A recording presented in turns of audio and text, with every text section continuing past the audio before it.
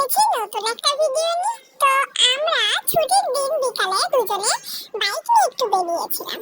তো ভাবছিলাম কোথায় যাওয়া যেতে পারে। তো নিউ টাউন যাত্রাগাছি এসে তো ভাবলাম চলো নিউ টাউনে নাকি একটা ইসকন মন্দির হয়েছে, তো সেখানে যাওয়া যাক। তো এই যে বাইকে করে দুজনে পৌঁছে গেছি সেই ইসকন মন্দিরে। যেহেতু প্রথমবার গেছি আমরা কিন্তু কিছুই চিনি না, গুগলে সার্চ করেছিলাম ইসকন মন্দির নিউ টাউন। তো আমরা গুগল ম্যাপ দেখে গিয়েছিলাম। মন্দিরের পাশে বাইক বা গাড়ি রাখার জায়গা আছে, তো সেখানে আমরা গাড়িটা রাখলাম, রেখে তো হাঁটতে হাঁটতে এই দেখো পৌঁছে গেছি মন্দিরে। তো মন্দিরে ঢুকতেই দেখলাম প্রসাদ বিতরণ হচ্ছে। তো আমরা ভাবলাম আগে প্রসাদ না খেয়ে ঠাকুর দর্শন করে আসি। তো ঠাকুরের মন্দিরের ভিতরে ঢোকার জন্য অনেক বড় লাইন, সবাই ঠাকুর দর্শনের জন্য লাইন দিয়ে দাঁড়িয়েছে। আর রীতিমতন আমিও আর আমার বর দুজনেই দাঁড়িয়ে পড়েছি।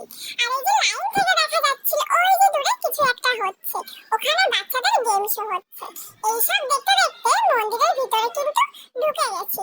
ঢুকে গিয়ে ঠাকুরটা দর্শন করলাম, প্রণাম করলাম। তারপর মন্দিরটার ভিতরে ঘুরে ঘুরে একটু দেখছিলাম, বেশ ভালোই লাগছিল। ভাবতে পারিনি আমাদের নিউ টাউনে এত সুন্দর একটা মন্দির হয়েছে। তো আমি এরপরে যখন সময় বা সুযোগ পাবো আবার যাব।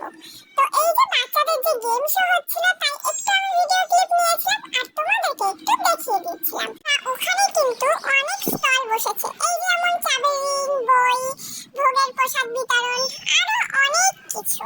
তো এই সব একটু দেখছিলাম। আর এই যে আমার বস, সে যেখানে বই রাখে সেখানেই পড়তে শুরু করে দেয়। তার যদি রাতও কেটে যায় বা দিনও কেটে যায় তার আর কোনো জ্ঞান থাকে না। তো বই পড়া শেষ হলো, এবার সবাই কোথায় যাচ্ছে সেটা আমার দেখার খুব ইচ্ছা। তো সবার সাথে আমরাও যাচ্ছিলাম।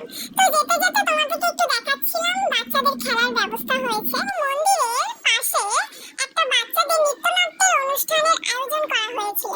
তো সেখানে দেখো কত লোক, আমি ভাবতেও পারিনি যে এখানে এত লোক আছে।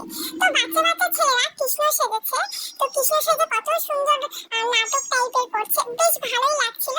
তারপর ওখান থেকে এসে আমরা এই যে প্রসাদের লাইনে দাঁড়িয়ে পড়েছি। আর প্রসাদ নিতে গেলে একটা জিনিস বলতে হবে, সেটা হচ্ছে হরে কৃষ্ণ বলে প্রসাদ নিতে হবে। তো এই যে প্রসাদ তো নিয়ে নিয়েছি, তারপর প্রসাদ নিয়ে একটা সাইডে দাঁড়িয়ে প্রসাদ গ্রহণ করলাম।